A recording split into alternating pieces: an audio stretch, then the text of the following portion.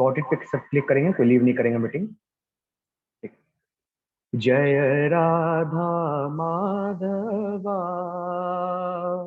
जय कुंज बिहारी, जय राधा माधवा, जय कुंज बिहारी, गोपी जन वल्लभा, श्री गिरिवर धारी, गोपी जन वल्लभा, श्री गिरिवर धारी, यशोदा नंदन व्रज जन रंजन, यशोदा नंदन व्रज जन रंजन, यमुना तीरा वनचारी, यमुना तीरा वनचारी, जय राधा माधवा, जय कुंज बिहारी, जय राधा माधवा,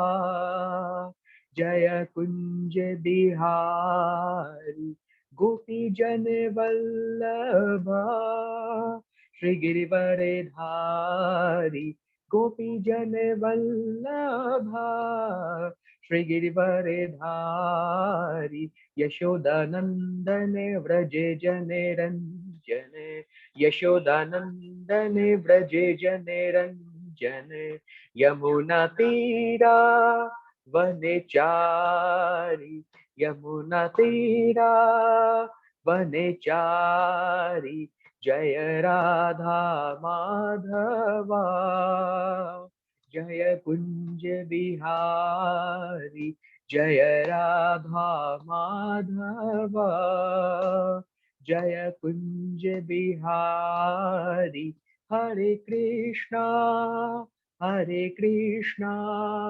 कृष्णा कृष्णा हरे हरे, हरे रामा राम राम हरे हरे, हरे कृष्णा कृष्णा कृष्णा हरे हरे, हरे रामा राम राम हरे हरे, हरे कृष्णा कृष्णा कृष्णा हरे हरे, रामा राम राम हरे हरे, हरे कृष्णा कृष्णा कृष्णा हरे हरे, हरे रामा राम राम हरे हरे, जय राधा माधवा, जय कुंज बिहारी, जय राधा माधवा, जय कुंज बिहारी, जय राधा माधवा, जय कुंज बिहारी, जय राधा माधवा, जय कुंज बिहारी। हरे कृष्णा सभी। तो जैसे कि आज से हमारा भगवत गीता स्टार्ट हो रहा है, तो आज चैप्टर 1 स्टार्ट करेंगे। लेकिन उससे पहले फिर मैं सभी को कहना चाहूंगा कि आज से आप प्रॉपर तरीके से इस चीज को सुने। जैसे मैंने आपको बताया था, प्रॉपर तरीके से बैठ के सुने, क्योंकि अगर आप लेट के सुनेंगे या कोई और काम करते हुए सुनेंगे तो भगवत गीता आपको समझ में आएगा नहीं। भगवत गीता को समझने के लिए प्रॉपर तरीके से बैठ के, प्रॉपर तरीके से जो भी चीज मैं बताऊंगा उस चीज को अच्छे तरीके से सुने। जब आप ये करेंगे तभी आपको चीजें समझ में आएंगी, है ना। अगर चीजें आपको समझनी है क्योंकि आप इस्कॉन से जुड़े हैं, भगवत गीता सीखने के लिए जुड़े हैं, तो 1 घंटा प्रॉपर तरीके से बैठ के जैसा मैं बता रहा हूँ वैसा आप सुने, उसके बाद आपको भगवत गीता जरूर आएगी। लेकिन प्रॉपर तरीके से डिसिप्लिन वे में अगर आप सुनेंगे तभी आपको सारी चीजें आएंगी, वरना ये चीजें बहुत कठिन है, इतना आसान नहीं है।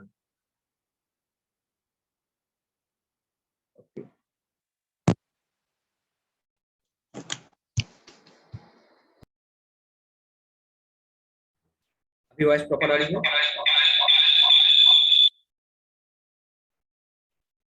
आई थिंक अभी वॉइस प्रॉपर है।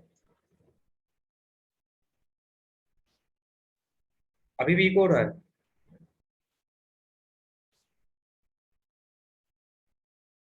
ठीक। तो जैसे कि मैंने कहा, एक प्रॉपर तरीके से प्रॉपर पोस्चर पे आपको यहाँ पे बैठना है, तभी आप अच्छे से उस चीज को सीख पाएंगे। ठीक है। तो सबसे पहले तो जितने भी लोग हैं, होप कि आप लोगों ने यूट्यूब जो मैंने कल वीडियो डाला था उस देखा होगा, और आपने यूट्यूब चैनल सब्सक्राइब कर दिया होगा।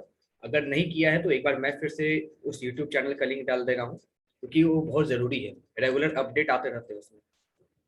ठीक है। और ये आपका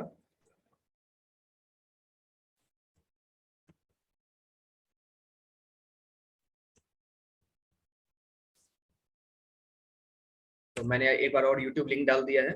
अगर किसी ने नहीं सब्सक्राइब किया है तो एक बार जाके सब्सक्राइब कर ले सभी लोग। ठीक है। क्योंकि इसमें लेक्चर्स के वीडियोस के साथ साथ बहुत सारी चीजें भी आपको बताई जाएंगी। ठीक है।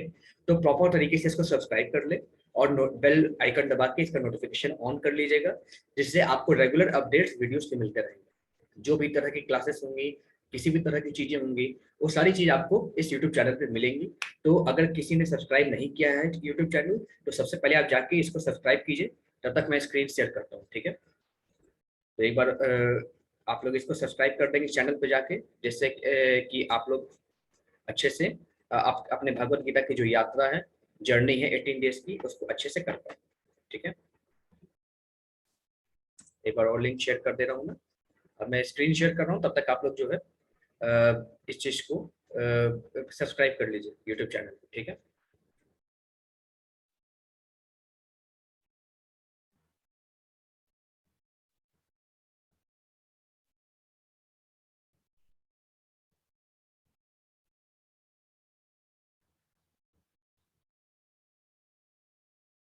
सभी लोग जरूर सब्सक्राइब कर लेंगे।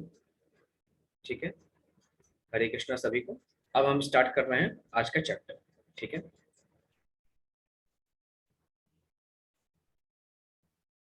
सभी लोग सब्सक्राइब कर लेंगे। अब हम यहाँ से आगे करते हैं। तो आज चैप्टर नंबर 1 हम स्टार्ट कर रहे हैं। ठीक है। तो चैप्टर नंबर 1 में हमें क्या करना है, क्या पढ़ना है? चैप्टर नंबर 1 का नाम है अर्जुन विषाद योग। यहाँ पे अर्जुन किस प्रकार से अपना दुख भगवान कृष्ण के समक्ष प्रस्तुत करते हैं, उसको हमें देखना है। तो सबसे पहले तो प्रॉपर तरीके से हम समझेंगे ये जो भगवत गीता है, चूंकि क्यों हुई भगवत गीता भगवान कृष्ण ने जो बोली है, कहाँ पे बोली, किन दोनों के बीच युद्ध हो रहा है, जो पांडव कौरव कहे जाते हैं, ये दोनों है कौन, ये दोनों किस परिवार से बिलोंग करते हैं, किस कारण से युद्ध हो रहा है, वो सारी चीजें अभी हम देखते हैं। ठीक है। तो सबसे पहले तो मैं आपको ये प्रमोद कुमार दुबे प्रभु जी के बारे में बताऊंगा, जिन्होंने पूरा कोर्स डिजाइन किया है। संकल्प लेने वाले नाम निष्ठा दास प्रभु जी हैं, जो कि इस्कॉन बेंगलुरु के प्रेसिडेंट हैं।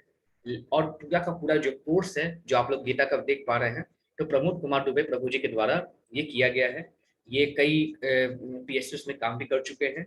लगभग 20 से 25 साल का एक्सपीरियंस है इनका, है ना। और अभी ये जो है इस्कॉन के साथ जुड़कर भगवद गीता का प्रचार प्रसार कर रहे हैं। ठीक है। अब वैसे तो आप जानते होंगे इनको, इस्कॉन फाउंडर भक्ति वेदांत स्वामी प्रभुपाद जी, जिन्होंने इस्कॉन टेम्पल की स्थापना की थी। ठीक है। ये है नामने सदास प्रभु जी, इस्कॉन बेंगलुरु के प्रेसिडेंट। इनके द्वारा ही, इन्हीं का आइडिया था 2020 से, जब से कोरोना आया है तब से इन्होंने ऑनलाइन क्लासेस स्टार्ट की, कि जिससे जितने भी लोग हैं घर पे बैठ के भगवद गीता के बारे में अच्छी जानकारी ले पाएं और भगवान कृष्ण से जुड़ पाएं। और अभी तक 1 करोड़ लोगों से ऊपर लोगों ने इस भगवद गीता से जुड़ के और अपना क्लासेस को अच्छे से समझ के और अपने जीवन में बदलाव ला चुके हैं। और अभी ये जो बैच चल रहा है, बैच नंबर 24 है, और हमारा बैच लगभग कई लैंग्वेज में चलते हैं, इंग्लिश, हिंदी और अदर लैंग्वेज में भी चलते हैं। तो बहुत सारे बच्चे जुड़ के, बहुत सारे लोग जुड़ के अपने जीवन को बहुत बेटर बना चुके हैं। तो अब आपका मौका है, आप 24 बैच के जितने भी लोग हैं, आपका मौका है कि आप लोग अब इस कौन से जुड़िए, और आप लोग भगवद गीता में जो भी चीजें बताई गई हैं उसको अपने जीवन में उतार के अपने जीवन को बेस्ट बनाइए। ठीक है। चलिए, अब ये एड्रेस है आपका इस्कॉन बेंगलुरु के टेम्पल का, कोकोनट गार्डन, काडरी टोला गेट, मैंगलोर में। ठीक है। अब देखिए, जैसे मैंने आपको कल बताया था कि हमें इस्कॉन की भगवत गीता क्यों पढ़नी चाहिए, क्यों अदर भगवत गीता हम नहीं पढ़। जैसे मैंने आपको बताया था कि दो प्रकार के लोग होते हैं। एक प्रकार के लोग वो हैं जो सांसारिक लोग हैं, वो सिर्फ संस्कृत टू हिंदी ट्रांसलेशन करते हैं, संस्कृत टू हिंदी ट्रांसलेशन करते हैं। और एक वो है जिनको जो शिक्षा है, अगर वेदों की शिक्षा बोले, किसी भी ग्रंथ की शिक्षा या भगवान के बारे में जो भी चीज बताई जाती है उसके बारे में शिक्षा, वो गुरु परंपरा से मिलती है। मतलब उनके गुरु ने दिया, उनके गुरु को उनके गुरु ने दिया। तो गुरु शिष्य परंपरा से कोई ज्ञान हमको मिलता है। और एक ज्ञान है कि हाँ, कुछ सेट ऑफ श्लोकास है, उनको खाली ट्रांसलेट करना है हिंदी।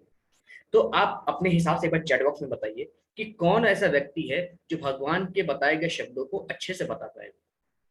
क्या वो व्यक्ति जो गुरु परंपरा से पढ़ा है, अपने गुरु के द्वारा उसको ज्ञान मिला है, वो बता पाएगा, या वो व्यक्ति जो सिर्फ और सिर्फ संस्कृत टू हिंदी ट्रांसलेशन करता है वो बता पाएगा। आपके हिसाब से ऐसा कौन सा व्यक्ति है जो भगवान के द्वारा बताए गए ज्ञान को 100% बता पाएगा अपने आने वाले लोगों को जो भगवत गीता सीखना चाहते हैं। एक बार चैट बॉक्स में आप बता सकते हैं कौन व्यक्ति है जो बता पाएगा, जो गुरु से सीखा है वो बता पाएगा, या सिर्फ और सिर्फ ट्रांसलेशन करने वाला व्यक्ति बता पाएगा। आप चैट बॉक्स में बता सकते हैं।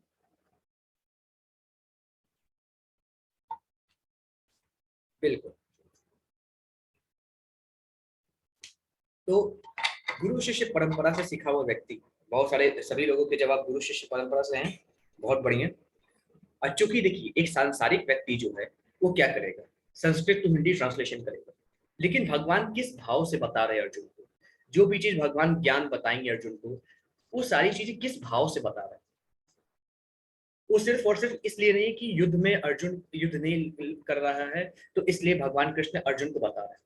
ये भगवान कृष्ण हम सभी के लिए, आने वाले समय में जितने भी मनुष्य होंगे कली काल में, उन सब के लिए एक संदेश भगवान का है कि वो हमें बता रहे हैं कि हम अपने जीवन के प्रॉब्लम से कैसे लड़ सकते हैं। ये जो महाभारत है क्यों हुआ था, अभी हम आगे आपको बताएंगे कि महाभारत सिर्फ और सिर्फ एक जमीन के टुकड़े के लिए नहीं हुआ था। बहुत सारे इसके कारण थे जो हम आपको बताएंगे। ये जो महाभारत है, ये जो महाभारत का उस समय का समय था, वो आने वाले कलयुग को रिप्रेजेंट कर रहा था। इस तरह का भयानक कलयुग होगा, तभी भगवान कृष्ण ने यहाँ पे भगवत गीता को स्टार्ट किया। भगवत गीता को जो है यहाँ पे उन्होंने ज्ञान अर्जुन के हृदय में स्थापित किया। ये सिर्फ अर्जुन के लिए नहीं था, हम सभी के लिए था। जैसे कल हमने गीता महात्म्य पे पढ़ा था कि आदि शंकराचार्य जी कह रहे हैं भगवान कृष्ण, भगवत गीता क्या है, एक गाय के समान है। भगवान कृष्ण उस गाय के थन से दूध को दूह रहे हैं और हम सब अर्जुन के भांति उस दूध का पान करेंगे। तो भगवान कृष्ण जो ज्ञान हमको देना चाहते हैं इस कलिकाल में, किस प्रकार से हम अपने राइट डिसीजन ले सकें, हमें डिसीजन राइट लेना है, हम अपना डिसीजन राइट ले सकें, इसके लिए सारी चीजें की गई हैं। जितने भी ऋषि महर्षि हैं, जितने भी ग्रंथ लिखे गए हैं, जो भी भगवान ने हमको अपने अनेक अवतारों में अनेक लीलाओं के द्वारा हमको बताने की कोशिश की है, सिर्फ इसलिए कि हम अपना डिसीजन राइट ले सकें। डिसीजन हमारा वो होना चाहिए जो हमें भगवान तक ले जाए। डिसीजन हमारा वो होना चाहिए जो धर्म के अनुरूप हो, जो शास्त्रों के अनुरूप हो, शास्त्रों के विरुद्ध ना हो। ऐसा ना हो कि जो मन आए हम वो आचरण करें, जो मन आए वो काम करें। ये हमारा आचरण नहीं होना चाहिए।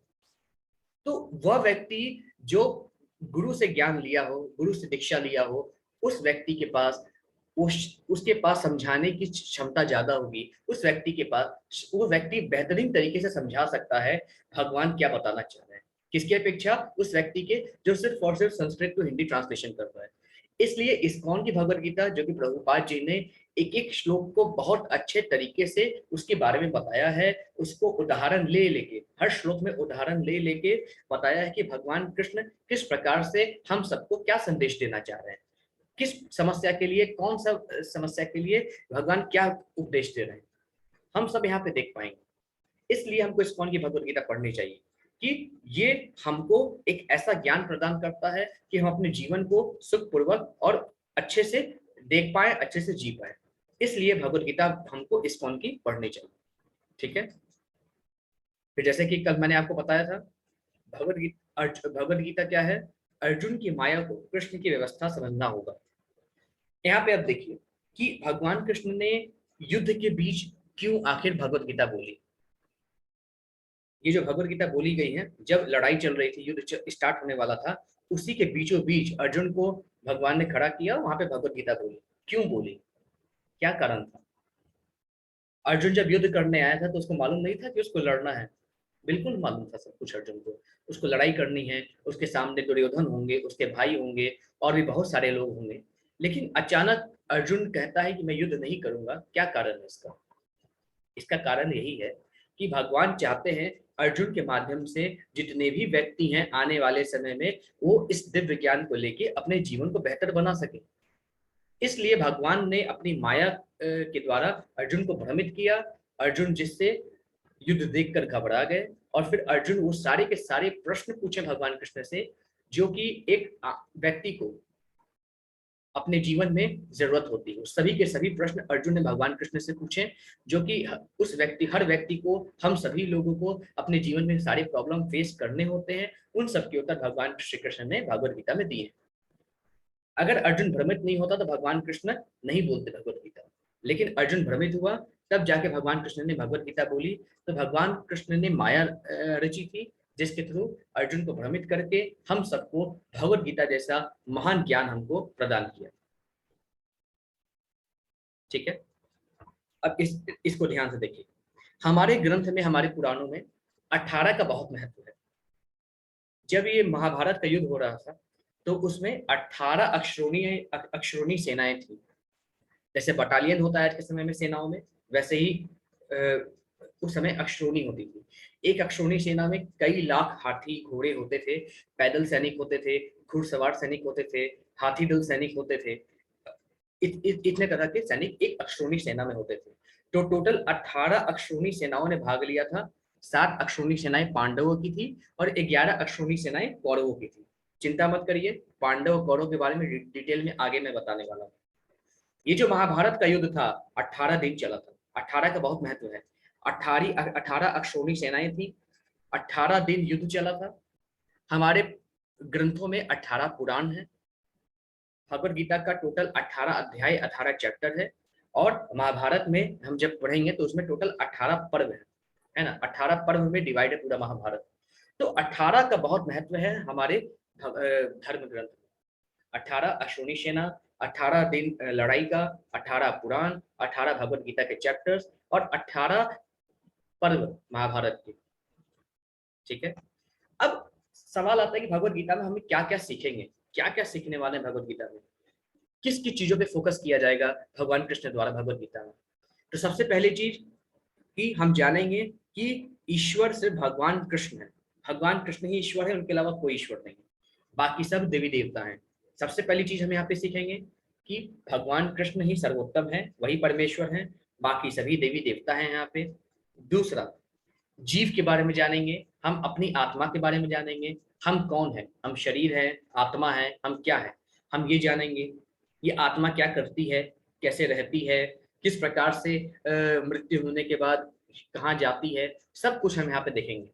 फिर तीसरी चीज, प्रकृति के बारे में, नेचर के बारे में यहाँ हम जानेंगे, जो कि भगवान कृष्ण यहाँ पे बताते हैं। प्रकृति के बारे में बहुत सारी चीज बताएंगे। ये तीसरी चीज, हम प्रकृति के बारे में जान पाएंगे। कर्म के बारे में जानेंगे, कैसा कर्म करना चाहिए, किस प्रकार का कर्म करना चाहिए, कौन से काम करने पे क्या मिलता है, वो सारी चीज हम यहाँ पे जानेंगे। और आखिरी में कली काल के बारे में जानेंगे कि कली काल में क्या स्थिति होगी और किस प्रकार से हम वहां पे कली काल के समय में अपनी मुक्ति का व्यवस्था कर सकते हैं, किस प्रकार इस कलयुग में भगवान तक पहुंच सकते हैं। तो ये 5 चीज यहाँ पे डिस्कस किया जाएगा। भगवान कौन है, आत्मा कौन है, प्रकृति क्या है, कर्म किस तरह का करना चाहिए, और कलयुग का टाइम क्या है। ठीक है, ये 5 चीज यहाँ पे डिस्कस किया जाएगा। अब देखिए, ये जो आपका भगवत गीता है, टोटल इसमें 700 श्लोक हैं, 700 श्लोकास टोटल है, जिसमें से भगवान कृष्ण ने इस 700 श्लोकों में से 574 श्लोक भगवान कृष्ण ने बोले हैं अर्जुन के प्रश्न का उत्तर देने के लिए। तो अर्जुन के प्रश्न का उत्तर देने के लिए भगवान कृष्ण ने 574 श्लोक बोले हैं। अर्जुन ने 84 श्लोक बोले हैं, मतलब 84 बार अर्जुन ने प्रश्न किए हैं, क्वेश्चन किए हैं। 574 बार भगवान कृष्ण ने जवाब देते हुए श्लोक बोला है। अर्जुन ने 84 बार, 84 बार भगवान से प्रश्न पूछे हैं। संजय ने 41 बार महाराज धृतराष्ट्र को सब कुछ आंखों देखा हाल बताया है। अभी मैं बताता हूँ संजय कौन पात्र है यहाँ पे। तो संजय एक व्यक्ति था जो कि युद्ध भूमि में जो भी हो रहा था सब कुछ देखकर महाराज धृतराष्ट्र को बता रहा था। और धृतराष्ट्र कौन है? धृतराष्ट्र कौरव के जितने भी कौरव हैं 100 कौरव उनके पिता हैं। और इन्होंने इस पूरे के पूरे भगवद गीता में सिर्फ एक श्लोक बोला था। तो टोटल 700 श्लोकों में भगवान कृष्ण के 574 श्लोक, अर्जुन के 84, संजय के 41 और धृतराष्ट्र के 1। ठीक है, अब थोड़ा सा हम ये पूरा परिवार समझते हैं कि ये जो कुरु वंश था, ये कुरु वंश किस प्रकार से पहले किस प्रकार से आया कुरु वंश, जिसमें कौरव और पांडव आगे जाके हुए। तो सभी लोग ध्यान से दीजिएगा ध्यान, तभी आपको समझ में आएगा। ठीक है, जो कुरु वंश है उसका संबंध हस्तिनापुर से। हस्तिनापुर आज के उत्तर प्रदेश में है। ठीक है, तो हस्तिनापुर में क्या है, हस्तिनापुर के जो मतलब कि जो कुरु वंश है उसके सबसे पहले राजा थे राजा शांतनु। ठीक है, राजा शांतनु कुरु वंश के सबसे सर्वप्रथम राजा थे। राजा शांतनु पिछले जन्म में एक देवता थे। और जब राजा शांतनु देवता थे, स्वर्गलोक में रहते थे, तो उस समय एक बार माँ गंगा स्वर्गलोक में आई थी। तो यहाँ पे क्या हुआ कि महाराज शांतनु और माँ गंगा एक दूसरे को देख के मोहित हो गए। तो वहां पे जब ब्रह्मा जी ने देखा तो ब्रह्मा जी को क्रोध आ गया और उन्होंने गंगा जी को और शांतनु जी को, जो कि देवता थे उस समय, तो उन दोनों को श्राप दिया था कि आप दोनों पृथ्वी पर जाइए और पृथ्वी पे आप दोनों कष्ट भोगिए। उसके अलावा इन ब्रह्मा जी ने कहा कि आप दोनों एक दूसरे के प्रति आकर्षित हैं, तो आप दोनों जाके पृथ्वी पर पति पत्नी होंगे। इसलिए महाराज शांतनु कुरुवंश में जन्म लिए और उनकी पहली पत्नी का नाम गंगा जी था। गंगा जी से उनकी विवाह हुआ था और गंगा जी से उनका जो पुत्र हुआ था उनका नाम था भीष्म, जिसको हम भीष्म पितामह जी के नाम से जानते हैं। तो गंगा जी और शांतनु, महाराज शांतनु के जो पुत्र थे उनका नाम था भीष्म। ठीक है, अब एक बार की बात है, महाराज शांतनु एक समय नदी पार कर रहे थे। तो एक औरत थी, मतलब कि एक औरत थी जिनका नाम था सत्यवती। वो एक मछुआरे की पुत्री थी, मछुआरे की बेटी थी। तो महाराजा शांतनु जब उनके साथ बोट पे थे, नाव पे थे, तो उन पर मोहित हो गए थे, जिससे फिर इन दोनों का विवाह हुआ बाद में जाके। सत्यवती जी की एक और कहानी है। जब महाराज शांतनु से, क्योंकि सत्यवती जी मछुआरे की पत्नी, मछुआरे की बेटी थी, इनका मछली पकड़ना तो एक काम था ही, दूसरा काम था नदी से पार लोगों को पहुंचाना। तो एक समय पराशर मुनि, एक बहुत बड़े महर्षि थे पराशर मुनि, वो एक बार सत्यवती जी के नाव में बैठे। उनको भी सत्यवती जी के साथ मोह हो गया, उनको भी, वो भी आकर्षित हो गए थे सत्यवती जी के साथ। और इतने आकर्षित हो गए थे कि उन दोनों का एक बेटा हुआ जिनका नाम था व्यास, वेद व्यास। वेद व्यास यानी भगवान नारायण के स्वयं अवतार थे वेद व्यास, पराशर मुनि के पुत्र। पराशर मुनि और सत्यवती जी के पुत्र थे, सत्यवती जी के शादी के पहले। तो उस समय के जो पुत्र थे वेद व्यास जी थे। और जब शांतनु जी आए तो चूंकि एक कहानी है पराशर मुनि और सत्यवती जी की। सत्यवती जी ने कहा था कि पराशर मुनि से कि मैं आपसे विवाह करूंगी, और लेकिन पराशर मुनि ने कहा था मुझे विवाह नहीं करना है, मैं भगवान के खोज में हूँ। लेकिन अट्रैक्शन हो गया था, तो पराशर मुनि ने आशीर्वाद दिया था कि सत्यवती जी को कि पुत्र होने के बावजूद भी तुम एकदम कुंवारी कन्या जैसी रहोगी। तो इसलिए सत्यवती जी को कोई इफेक्ट नहीं पड़ा था। इनका जो पुत्र हुआ था वेद व्यास जी। अब सत्यवती जी जब राजा शांतनु इनसे मिले तो इन दोनों के बीच प्रेम हुआ और इन दोनों का विवाह हुआ। तभी भीष्म पितामह जी ने प्रतिज्ञा ली थी कि मैं कभी सिंहासन का स्वीकार नहीं करूंगा, मैं हस्तिनापुर के सिंहासन की रक्षा करूंगा। जो भी व्यक्ति हस्तिनापुर के सिंहासन पर बैठेगा उसकी रक्षा करना मेरा दायित्व होगा। तो सत्यवती जी और महाराज शांतनु, इन दोनों के दो पुत्र हुए, एक चित्रांगद और एक विचित्र। चित्रांगद जो थे, शादी से पहले ही इनकी मृत्यु हो गई थी, एक लड़ाई में, एक युद्ध हुआ था शादी के पहले ही, तो जहां पे चित्रांगद की मृत्यु हो गई थी। और दूसरा था विचित्रवीर, इनकी 3 शादियां हुई थी, एक अंबिका, एक अंबालिका, ठीक है, और तीसरी एक दासी थी। वैसे शादी तो 2 हुई थी, एक अंबिका एक अंबालिका, 2 लोग से शादी हुई थी। और एक तीसरी भी थी जिनका इनका अफेयर था विचित्रवीर्य के साथ, अफेयर था विचित्रवीर्य के साथ। तो इनकी प्रमुख 3 पत्नियां हुई, एक दासी थी और 2 इनकी प्रमुख रानियां थी, ठीक है। और जो विचित्रवीर्य थे जब ये शादी कर लिए, लेकिन शादी के बाद किसी युद्ध में ये मारे गए, तो मतलब इनकी कोई संतान नहीं थी। अब चूंकि कुरु राज्य को आगे बढ़ाना था, विश्व पितामह परिवार बना नहीं सकते थे, तो उस समय ऐसा होता था कि जब किसी वंश को आगे बढ़ाना होता था, किसी वंश को हमें आगे बढ़ाना होता है, तो किसी ऋषि मुनि जो कि भगवान के भक्त हो, उनके द्वारा अगर संतान उत्पन्न करवाया जाए स्त्री का, फॉर मतलब कि आगे वंश को बढ़ाने के लिए, तो उसके लिए ये शास्त्र में परमिशन दी गई थी इमरजेंसी सिचुएशन के लिए कि अगर वंश आगे बढ़ाना हो, क्योंकि कुरु वंश फिर वहीं पे नष्ट हो जाता है, कुरु वंश को आगे बढ़ाना था, तो कुरु वंश को आगे बढ़ाने के लिए एक शास्त्र में नियम है कि अगर कोई भगवान का भक्त हो, भगवान की भक्ति करते हो, अगर वो सिर्फ और सिर्फ इस भावना से कि एक मतलब कि एक वंश को आगे बढ़ाने के लिए अगर वो संतान उत्पन्न करते हैं, तो ये चीज शास्त्र सम्मत माना जाता था।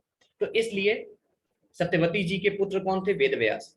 तो वेद व्यास क्योंकि सत्यवती जी के 2 पुत्र मारे गए थे, चित्रांगद, विचित्रवीर, दोनों मारे गए थे। विचित्रवीर की जो पत्नी थी, 3 पत्नी, 2 प्रमुख पत्नी और एक दासी। जो विचित्रवीर की पत्नियां थी, अब वो संतान कैसे उनको मिलेगी? तो जो सत्यवती का तीसरा पुत्र था, उनकी शादी से पहले उत्पन्न हुआ वेद व्यास, उन्होंने वेद व्यास को बुलाया। वो भगवान के बहुत बड़े भक्त थे, वो तो स्वयं भगवान थे। तो उन्होंने, वेद व्यास जी ने अंबिका, अंबालिका और तीसरी जो दासी है, इन तीनों के साथ संतान उत्पन्न किया। तो अंबिका से जो संतान उत्पन्न हुआ उनको कहे धृतराष्ट्र। अंबिका से जो संतान उत्पन्न हुआ वेद व्यास जी और अंबिका जी के द्वारा, वो धृतराष्ट्र है कहलाए, और वो जन्म से अंधे थे, जन्मांध थे। अंबालिका से जो संतान उत्पन्न हुआ वेद व्यास जी का, उनका नाम था पांडु। और तीसरा दासी से जो पुत्र उत्पन्न हुआ था वेद व्यास जी का, उनका नाम था विदुर। धृतराष्ट्र बचपन से अंधे थे। पांडु यानी जो पांडु थे, उनको महर्षि का श्राप लगा था, महर्षि का श्राप लगा हुआ था उनको कि जब भी अगर संतान उत्पन्न करने के लिए अपनी पत्नी के साथ अगर संतान उत्पन्न करने के लिए प्रयास करेंगे तो उनकी उसी समय मृत्यु हो जाएगी। और तीसरा, जो तीसरी मेड के साथ, मतलब तीसरी दासी के साथ जो उनका पुत्र हुआ था विदुर, ठीक है। धृतराष्ट्र की शादी किससे हुई? गांधारी से। उनकी वाइफ कौन थी? गांधारी। धृतराष्ट्र सबसे बड़े पुत्र थे, पांडु सबसे छोटे पुत्र थे, फिर भी धृतराष्ट्र अंधे थे, तो इसलिए हस्तिनापुर का राज सिंहासन पांडु को मिला। लेकिन पांडु को जब श्राप लग गया, तो उसके बाद पांडु ने राज सिंहासन छोड़कर भगवान की भक्ति के लिए रास्ता चुन लिया। फिर सिंहासन धृतराष्ट्र को मिल गया, लेकिन धृतराष्ट्र कार्यकारी राजा थे, मतलब कि कुछ समय के लिए, जब तक पांडु के जो पुत्र हैं जब बड़े हो जाएंगे, तो धृतराष्ट्र को वो राज्य अपने पुत्र को नहीं बल्कि पांडु के पुत्रों को सौंपना था। तो धृतराष्ट्र के 100 पुत्र थे, जिसमें एक दुर्योधन और दुशासन और बाकी अन्य 98 पुत्र थे इसमें, ठीक है। और धृतराष्ट्र और गांधारी की एक बेटी भी थी जिसका नाम था दुशाला।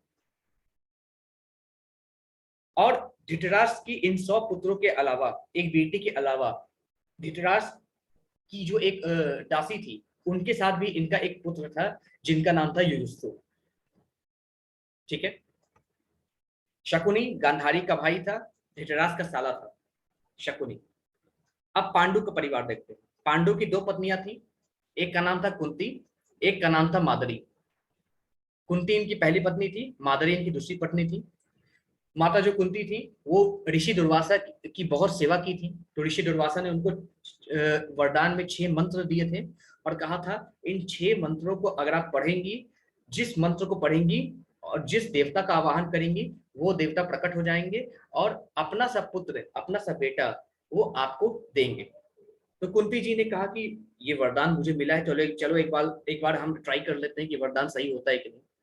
तो उन्होंने अधीर होकर सूर्यदेव का आवाहन किया, तो सूर्यदेव प्रकट हुए और उन्होंने अपना सा एक पुत्र, अपना स्वरूप वाला एक पुत्र कुंती जी के गोद में डाल दिया, जिनका नाम हम सब कर्ण जानते हैं, ठीक है।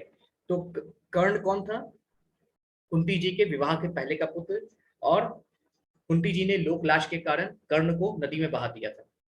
फिर उसके बाद जब इनकी शादी हुई पांडु से, फिर जंगल में जब पांडु, कुंती और माद्री सभी लोग जंगल में थे, तो कुंती के साथ पांडु के 3 पुत्र थे, 3 बेटे थे, युधिष्ठिर, भीम, अर्जुन। उसके बाद माद्री, चूंकि माद्री जी को कोई वरदान प्राप्त नहीं था, लेकिन कुंती जी ने माद्री जी को वो मंत्र सिखाया और माद्री जी के उस मंत्र से 2 पुत्र उत्पन्न हुए, नकुल और सहदेव। तो पांडव के कुल 5 संतानें, युधिष्ठिर, भीम, अर्जुन, नकुल, सहदेव।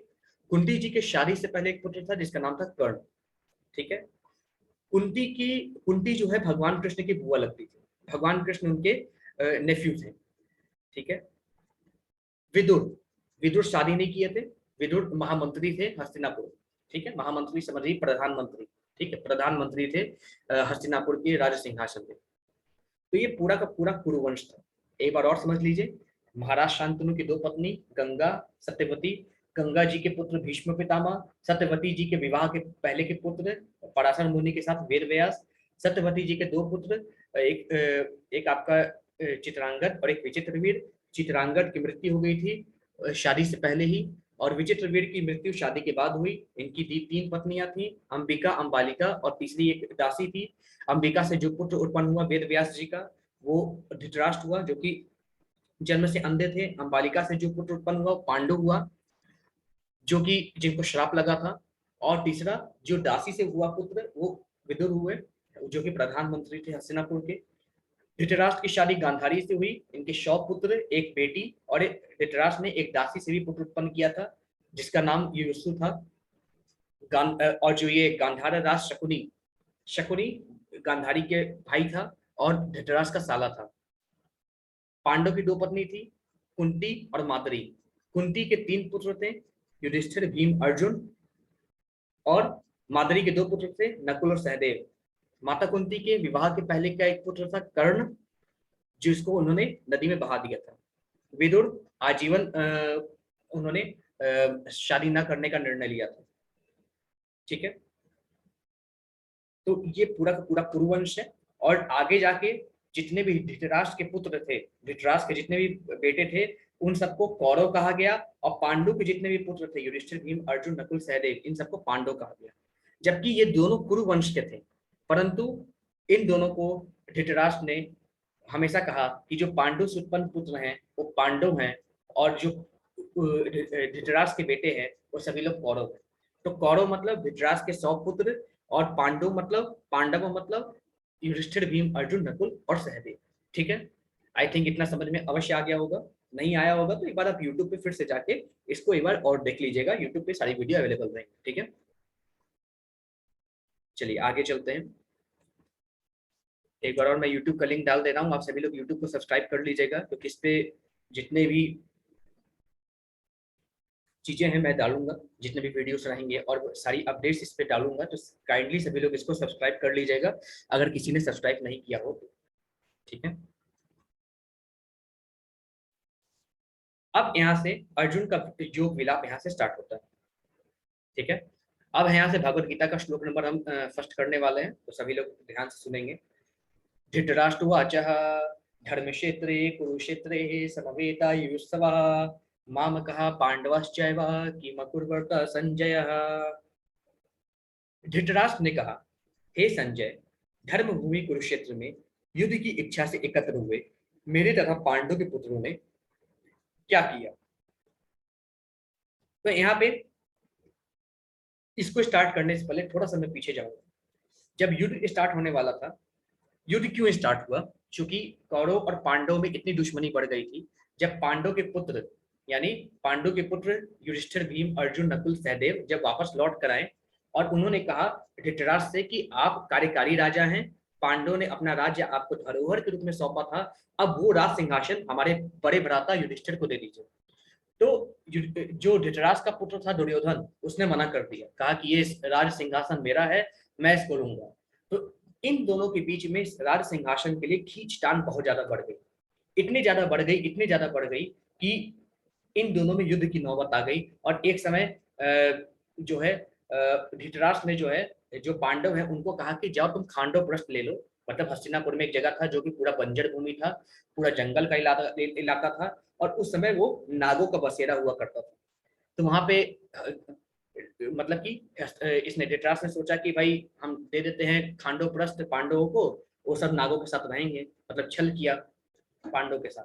तो पांडवों के साथ तो भगवान कृष्ण थे, उन्होंने उसी वन में नागों के साथ ही एक बड़ा महल खड़ा कर लिया, जिसका नाम आपका मतलब कि जो आपका उस समय इंद्रप्रस्थ रखा गया था। इंद्रप्रस्थ मतलब आज का जो दिल्ली है, इंद्रप्रस्थ रखा गया था। तो अब दुर्योधन को जलन होने लगी कि इतना बड़ा विशाल महल इंद्रप्रस्थ कैसे वहां पे आ गया।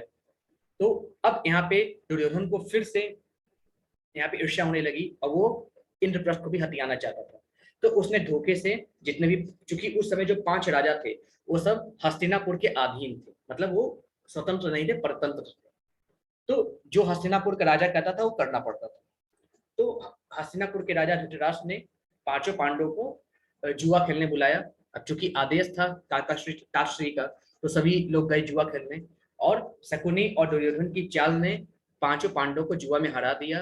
पांडवों ने अपनी पत्नी द्रौपदी को दांव पे लगा दिया, और उसके बाद दुर्योधन ने कहा कि द्रौपदी की वस्त्र का हरण किया जाए, लेकिन भगवान कृष्ण की द्रौपदी बहुत बड़ी भक्त थी, तो उन्होंने द्रौपदी के लाज की रक्षा की थी। उसके बाद पांडवों को 12 साल का वनवास, 1 साल का अज्ञातवास दिया था, और उसके बाद युद्ध की नौबत आ चुकी थी। लेकिन फिर भी भगवान कृष्ण एक बार शांति दूत बन के गए थे दुर्योधन के पास कि अगर अभी भी 5 गांव, अगर 5 गांव भी अगर दुर्योधन दे देता है पांडवों को, तो पांडव युद्ध नहीं करेंगे। लेकिन दुर्योधन ने कहा कि मैं 5 गांव तो क्या, सुई की नोक के बराबर भी भूमि मैं पांडवों को नहीं दूंगा। तब अब ये नौबत आई गई थी कि ऐसे जितने ये युद्ध सिर्फ और सिर्फ सिंहासन या जमीन के लिए नहीं हुआ था, बल्कि आप सोच सकते हैं कि जिस समय जो युधिष्ठिर जी थे उन्होंने अश्वमेघ यज्ञ किया था। अश्वमेघ यज्ञ क्या होता है कि उस समय कि जितने भी पूरे पृथ्वी का राजा समझ लीजिए घोषित होना, सम्राट, पूरे पृथ्वी का राजा, उनसे ज्यादा शक्तिशाली कोई नहीं है, उनकी पत्नी का वस्त्र हरण बीच सभा में हुआ था। तो आप समझ सकते हैं कि जब एक महारानी का वस्त्र हरण हो सकता है तो आम जनता की क्या स्थिति होगी। तो अधर्म पूरी तरीके से, पूर्ण रूप से अधर्म फैल चुका था। तो उस अधर्म का नाश करने के लिए, और चूंकि भगवान कृष्ण का अवतार ही हुआ था अधर्म का नाश करने के लिए, धर्म की स्थापना के लिए, तो भगवान कृष्ण ने ही युद्ध करवाया, जहाँ पे जितने भी अधर्मी राजा थे सब कौरव के साइड से आके लड़ने लगे दुर्योधन के साथ, और जितने भी धर्मात्मा राजा थे आके लड़ने लगे अर्जुन के साथ। तो इस प्रकार से दोनों में भयंकर युद्ध चला और अंत में विजय पांडव की हुई। तो जब युद्ध स्टार्ट होने वाला था, जब पांडव और कौरव आमने सामने आए, तो इस युद्ध को स्टार्ट होने से पहले वेद व्यास, जो कि धृतराष्ट्र के पिता हैं, धर्म पिता, वो आए थे और धृतराष्ट्र से बोले कि मैं तुम्हें दिव्य दृष्टि प्रदान करता हूं, तुम युद्ध भूमि में जो जो हो रहा है वो सब कुछ देख पाओगे। तो धृतराष्ट्र ने कहा कि मैं तो जन्म से अंधा हूं, मैं तो पहचानूंगा ही नहीं दुर्योधन कौन है, युधिष्ठिर कौन है, अर्जुन कौन है, मैं नहीं पहचान पाऊंगा। अगर आपको आंखें देनी है, दिव्य दृष्टि देनी है, तो मेरा जो सेक्रेटरी है संजय, आप उसको दे दीजिए। तो वेद व्यास जी ने उसके सेक्रेटरी संजय को दे दिया दिव्य दृष्टि कि तुम जो भी युद्ध में होगा सब कुछ लाइव टेलीकास्ट देख पाओगे। तो संजय ने कहा, धृतराष्ट्र ने कहा कि संजय जो भी तुम देखो, क्या क्या युद्ध भूमि में हुआ है, वो सारी चीजें मुझे यहाँ पे कह सुनाओ। तो यहाँ पे धृतराष्ट्र अब संजय से पूछते हैं, धृतराष्ट्र वाचा धर्म क्षेत्रे कुरुक्षेत्रे समवेतायुर्सवः माम कहा पांडवाश्चैव किम अकुर्वत संजय। तो यहाँ पे पूछते हैं धृतराष्ट्र जो संजय से, हे संजय, धर्म भूमि कुरुक्षेत्र में युद्ध की इच्छा से एकत्र हुए मेरे तथा पांडु के पुत्रों ने क्या किया। अब संजय से पूछते हैं, हे संजय, सब कुछ तुम देख पा रहे हो, युद्ध भूमि में क्या क्या हो रहा है, जरा बताओ उस धर्म भूमि यानी कुरुक्षेत्र जो था धर्म भूमि था, उस धर्म भूमि कुरुक्षेत्र में मेरे पुत्रों ने और पांडु के पुत्रों ने युद्ध भूमि में क्या किया, क्या कर रहे हैं दोनों। ये धृतराष्ट्र का सवाल था संजय से। तो यहाँ पे जो है एक थोड़ा सा प्रभुपाद जी के द्वारा तात्पर्य बताया गया है कि महाभारत में वर्णित धृतराष्ट्र तथा संजय की वार्ताएं इस महान दर्शन के मूल सिद्धांत का कार्य करती है। माना जाता है कि इस दर्शन की प्रस्तुति कुरुक्षेत्र के युद्ध स्थल में हुई थी, जो वैदिक युग से पवित्र तीर्थ स्थल रहा है। इसका प्रवचन भगवान द्वारा मानव जाति के पथ प्रदर्शन हेतु तब किया गया जब वे इस लोक में स्वयं उपस्थित थे। तो जब धृतराष्ट्र ने प्रश्न किया धर्म भूमि कुरुक्षेत्र, धर्म भूमि मतलब कि एक ऐसी भूमि जहां पे जितने भी ऋषि महर्षि रहे हैं पूर्व काल में सभी ने वहीं पे तपस्या की है, तपस्या की, वहीं पे भगवान ने दर्शन